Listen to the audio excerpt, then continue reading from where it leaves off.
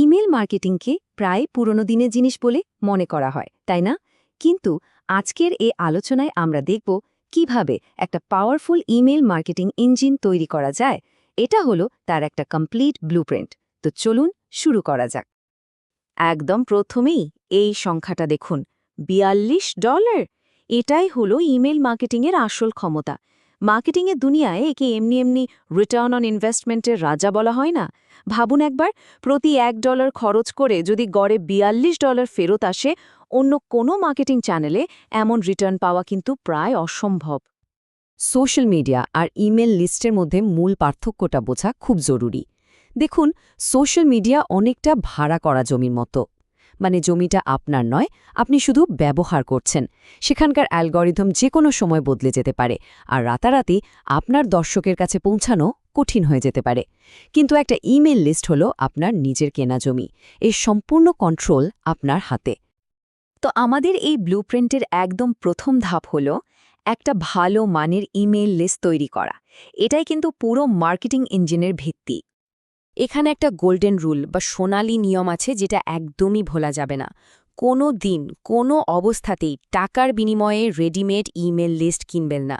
এর অনেকগুলো বিপদ আছে, যেমন স্প্যাম ট্র্যাপে পড়ার ঝুঁকি, ব্র্যান্ডের সম্মান নষ্ট হওয়া, এমনকি আইনি ঝামেলাও হতে পারে।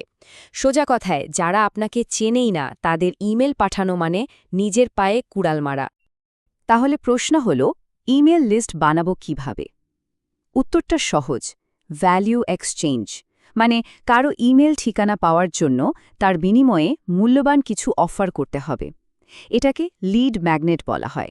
সেটা হতে পারে একটা কাজের ইবুক, কোনো চেকলিস্ট, কোনো এক্সক্লুসিভ ওয়েবিনারে ঢোকার সুযোগ, বা প্রথম কেনাকাটা একটা ভালো ডিসকাউন্ট। ইমেল মার্কেটিংয়ে অনেকেই একটা বড় ভুল করে, আর সেটা হলো ব্যাচ অ্যান্ড ব্লাস্ট অ্যাপ্রোচ। এর মানে হলো লিস্টে যতজন আছে সবাইকে কোনো বাছবিচার না করে একই মেসেজ পাঠিয়ে দেওয়া। এর ফল কিন্তু খুব খারাপ হতে পারে। মানুষ বিরক্ত হয়ে আনসাবস্ক্রাইব করে ফেলে, যা আপনার ব্র্যান্ডের জন্য খুবই ক্ষতিকর। এই ব্যাচ অ্যান্ড ব্লাস্ট সমস্যার আসল সমাধান হল সেগমেন্টেশন, আর এটাই হলো আসল জাদু। মানে আপনার সাবস্ক্রাইবারদের বিভিন্ন ডেটার উপর ভিত্তি করে ছোট ছোট গ্রুপে ভাগ করে ফেলা, যেমন বয়স, শহর, বা তারা আপনার ওয়েবসাইটে কি করেছে এসবের উপর ভিত্তি করে। তারপর প্রত্যেক গ্রুপকে তাদের আগ্রহ অনুযায়ী পার্সোনালাইজড মেসেজ পাঠানো। দেখবেন এঙ্গেজমেন্ট ম্যাজিকের মতো বেড়ে গেছে। বেশ, আমাদের লিস্ট তৈরির ভিত্তি তো গড়া হলো। এখন ব্লুপ্রিন্টের পরের ধাপে যাই, মানে এমন ইমেল তৈরি করা যা সত্যি সত্যি কাজ করে। এই কথাটা কিন্তু খুব সত্যি। আপনার ইমেলের সাবজেক্ট লাইনটা হচ্ছে একটা গেটকিপারের মতো। এটাই ঠিক করে দেয় কেউ আপনার ইমেলটা খুলবে কিনা। ইনবক্সের শত শত ইমেলের ভিড়ে নিজের ইমেলটাকে আলাদা করে চেনানোর প্রথম ধাপই হলো একটা আকর্ষণীয় সাবজেক্ট লাইন। তো একটা ভালো সাবজেক্ট লাইন কিভাবে লিখবেন? এখানে 3টা দারুণ কৌশল আছে। 1. কৌতূহল জাগান। 2. একটা জরুরি ভাব তৈরি করুন, যেমন অফারটি আর মাত্র কয়েক ঘন্টা বাকি। আর 3. পার্সোনালাইজেশন ব্যবহার করুন, যেমন সাবস্ক্রাইবারের নাম উল্লেখ করে কিছু বলা। ইমেলের ভেতরে মানে বডিতে একটা সহজ নিয়ম মেনে চললে খুব ভালো ফল পাওয়া যায়। সেটা হলো এক জিনিস নিয়ম, অর্থাৎ প্রতিটা ইমেলের একটাই মূল লক্ষ্য থাকবে। পাঠককে একদম পরিষ্কার করে বলে দিতে হবে আপনি কি চান। সেটা হতে পারে একটা লিঙ্কে ক্লিক করা, কোনো প্রোডাক্ট কেনা, বা একটা ভিডিও দেখা। আরেকটা ব্যাপার তো একদমই ভোলা যাবে না, সেটা হলো মোবাইল। জানেন কি, প্রায় 65% ইমেল এখন মোবাইলের স্ক্রিনেই খোলা হয়।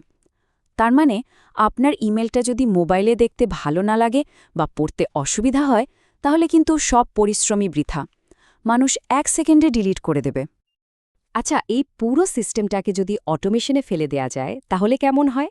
মানে একবার সেট করে দেবেন আর এটা নিজেই আপনার হয়ে কাজ করতে থাকবে। অটোমেশন হলো ইমেল মার্কেটিংকে পরের লেভেলে নিয়ে যাওয়ার আসল চাবিকাঠি। অটোমেশনের একটা ক্লাসিক উদাহরণ হল ওয়েলকাম সিরিজ। যখনই কেউ আপনার লিস্টে নতুন সাবস্ক্রাইব করে, সঙ্গে সঙ্গে এই অটোমেটেড ইমেল সিরিজটা চালু হয়ে যায়। প্রথম ইমেলে তাকে স্বাগত জানিয়ে লিড ম্যাগনেটটা দিয়ে দিন। কয়েকদিন পর আপনার ব্র্যান্ডের গল্প বলুন, তারপর আরও কিছু দরকারি টিপস দিন, আর শেষে গিয়ে একটা ছোটখাটো অফার দিন। এটা নতুন সাবস্ক্রাইবারদের সাথে সম্পর্ক তৈরির একটা অসাধারণ উপায়। ওয়েলকাম সিরিজ তো গেল, এছাড়াও কিন্তু আরও অনেক কাজের অটোমেশন আছে, যেমন যারা শপিং কার্টে জিনিস অ্যাড করে কিন্তু কেনে না, তাদের জন্য রিমাইন্ডার ইমেল, অথবা যারা অনেক দিন ধরে আপনার ইমেল খোলে না, তাদের আবার ফিরিয়ে আনার জন্য বিশেষ ক্যাম্পেইন। এখানে একটা খুব ইন্টারেস্টিং কনসেপ্ট আছে, নাম লিস্ট হাইজিন। এর মানে হলো আপনার লিস্ট থেকে নিয়মিত সেই সব সাবস্ক্রাইবার্সদের বাদ দিয়ে দেওয়া যারা আর অ্যাক্টিভ না, মানে যারা আপনার ইমেল খোলেই না। এটা শুনতে খারাপ লাগতে পারে, কিন্তু এতে আপনার ইমেলের ইনবক্সে পৌঁছানোর হার অনেক বেড়ে যায়। আমরা তো একটা ইঞ্জিন বানালাম, এখন দেখতে হবে ইঞ্জিনটা ঠিকঠাক চলছে কিনা। চলুন ব্লুপ্রিন্টের শেষ ধাপে যাই। এখানে আমরা দেখব কোন কোন মেট্রিক্স বা পরিমাপগুলো ট্র্যাক করাটা খুব জরুরি। সবচেয়ে কমন যে মেট্রিকটা সবাই দেখে সেটা হলো ওপেন রেট, মানে কত শতাংশ মানুষ আপনার ইমেলটা খুলেছে। সাধারণত 20% ওপেন রেটকে বেশ ভালো ধরা হয়, আর যদি সেটা 30% ছাড়িয়ে যায় তাহলে তো কথাই নেই। এটা প্রমাণ করে যে আপনার সাবজেক্ট লাইনগুলো কাজ করছে। তবে শুধু ওপেন রেট দেখলেই কিন্তু হবে না, আরও কয়েকটা জরুরি জিনিস আছে, যেমন ক্লিক থ্রু রেট বা সিটিআর, যা বলে দেয় আপনার ইমেলের ভেতরে কন্টেন্ট কতটা আকর্ষণীয়। কনভার্জন রেট দেখায় কতজন আপনার আসল উদ্দেশ্যটা পূরণ করল। আর আনসাবস্ক্রাইব রেট থেকে আপনার লিস্টের সার্বিক স্বাস্থ্য সম্পর্কে একটা ধারণা পাওয়া যায়। এখন প্রশ্ন হলো, এই মেট্রিকগুলো ভালো করব কিভাবে? এর একটা খুব সহজ কিন্তু শক্তিশালী উপায় হলো A/B টেস্টিং। ধরুন আপনি দুটো আলাদা সাবজেক্ট লাইন লিখলেন, এবার লিস্টের একটা ছোট অংশকে এই দুটো পাঠিয়ে পরীক্ষা করুন কোনটা বেশি ভালো কাজ করছে। যে সাবজেক্ট লাইনটা জিতবে, মানে যেটার ওপেন রেট বেশি হবে, সেটা বাকি সবাইকে পাঠিয়ে দিন। শেষ কথা হলো, একটা ইমেল লিস্ট কিন্তু শুধু কিছু ইমেল অ্যাড্রেসের কালেকশন না, এটা একটা জীবন্ত মূল্যবান ব্যবসায়িক সম্পদ। এর পেছনে যত সময় আর যত্ন দেওয়া হয়, সময়ের সাথে সাথে এর মূল্য ততই বাড়তে থাকে।